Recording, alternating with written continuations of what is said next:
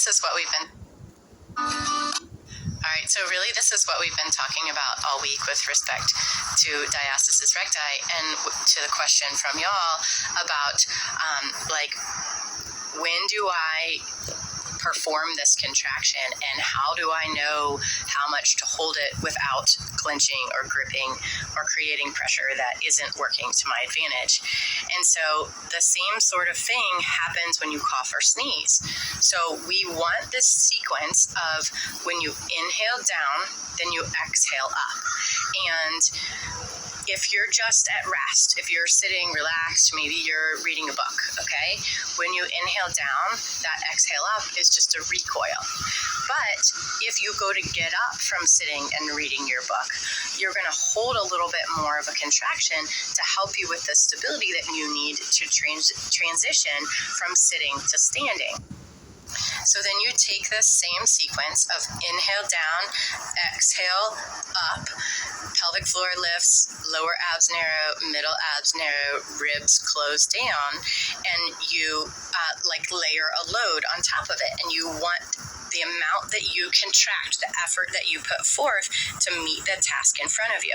So if you're picking up, a bag of groceries, you might get a mild contraction of this sequence, versus if you pick up the couch, then you're going to get a much more effortful contraction to provide the stability that you need to lift the couch. But if you sneeze or cough, it's a much more automatic response. It happens a lot more quickly, and you can't think it through in the same way that you can when you're getting ready to pick something up.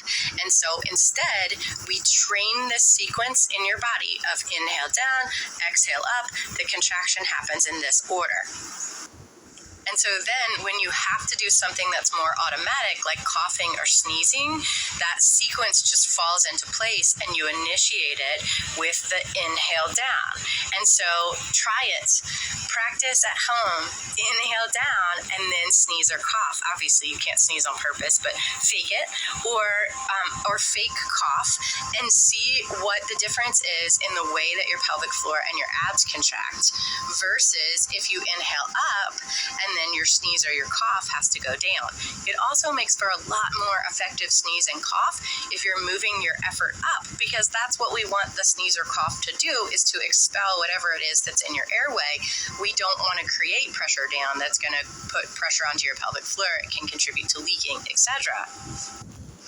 So just like we've been talking about with diastasis all week long, it's the movements and the patterns that you use throughout your daily life that matter so much more than your exercise. And so, if you have a really bad bout of coughing, where you're coughing and coughing for days or even weeks, and you're using this pattern that isn't effective, that sort of repeated behavior can be a factor in why you can't change your symptoms, or why it seems like you're doing all the right things, but it doesn't get better. It doesn't go in the direction that you want, because these underlying little aspects of movement are adding up to counteract your good efforts at retraining your core. So it might take some concerted effort, some repeated thought into practicing this pattern and retraining it in your brain, but then you apply the same thing to your workout, to lifting, to your everyday activities, and to your sneezing and coughing.